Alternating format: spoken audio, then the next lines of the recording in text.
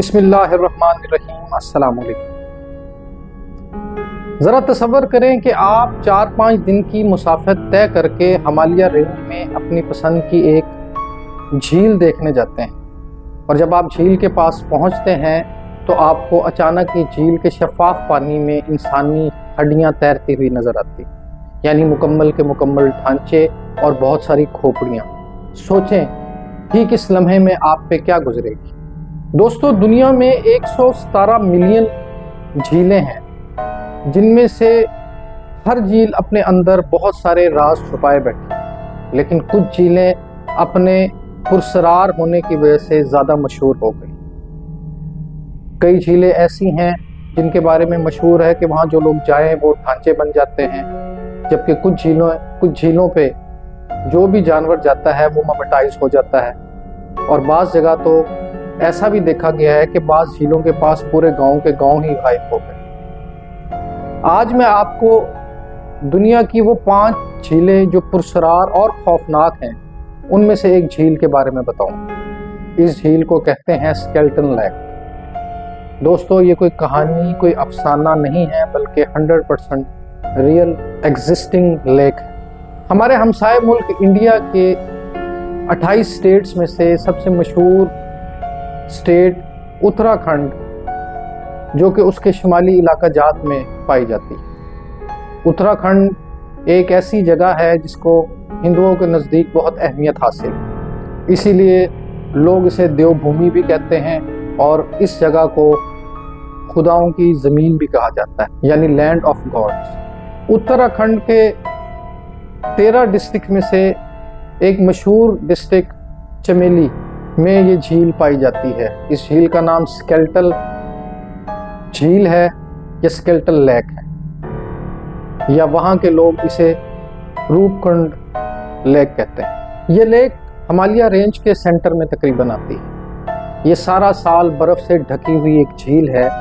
जब गर्मियों में ग्लेशियर्स पिघलना शुरू हो जाते हैं तो यहाँ पे बर्फ के पिघलने के साथ ही बहुत सारे ढांचे झील के आसपास और झील के अंदर नजर आने लग जाते हैं। इन ढांचों के बारे में उस इलाके की बहुत सारी कहानियां मशहूर हैं, जैसे कि शायद किसी वबा की वजह से ये लोग मर गए थे, या कोई बीमारी आ गई थी, या कोई हादसा आ गए थे। लेकिन सबसे मशहूर वाकया जो वहाँ पे है और जिसके वहाँ के लोकल लोग गीत भी गाते हैं, वो है किंग ऑफ कनौज के राजा जस्तवाल और उनकी रानी बुलामापा।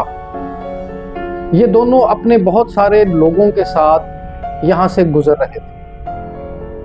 क्योंकि मैंने आपको पहले बताया कि उत्तराखंड के ये इलाके हिंदुओं की इबादत के लिए बहुत अहम है। ये सारे लोग, ये माना जाता है कि किसी अपनी मजहबी यात्रा के लिए किसी टेम्पल, किसी श्राइन पे जा रहे थे।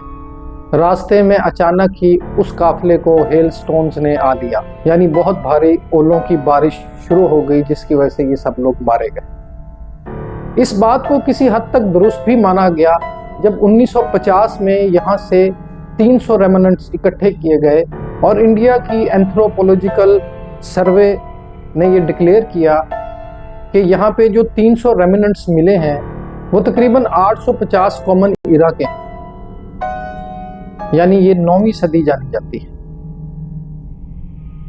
और उनकी रिपोर्ट के मुताबिक उन लोगों के मरने की वजह सर पे किसी भारी गोल चीज का टकराना था। लेकिन बाद में ऑक्सफोर्ड यूनिवर्सिटी में कार्बन डेटिंग और डीएनए टेस्ट से पता लगा कि यहाँ मरने वाले लोगों में मुख्तलिफ तरह की रेसेस भी मौजूद थी और तमाम लोग मुख्तलिफ अदवार के भी थे।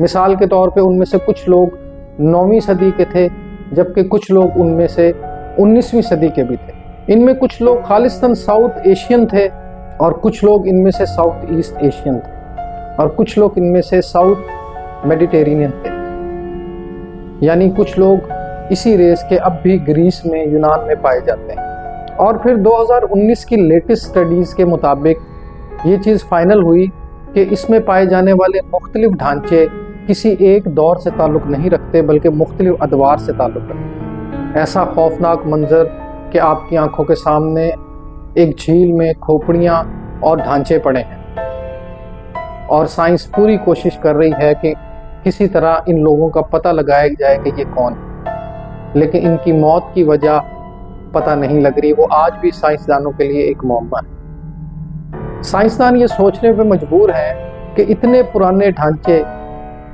इतने सही सलामत अब तक कैसे हैं और वो ढांचों तक कैसे पहुंचे, जबकि बर्फ के अंदर डिके का प्रोसेस बहुत लंबा होता है। ये वो सवाल था जिसका जवाब आज तक कोई नहीं दे सका और साइंसदान भी इतने जदीद अलूम के होते हुए यहाँ पे बिल्कुल बेबस। आपके ख्याल में ये इंसानी ढांचे किस दौर के और किसके हो सकते हैं? कमेंट्स में ज़रूर मेंशन कीजिएगा, या इसके पीछे असल कहानी क्या है। वस्सलाम।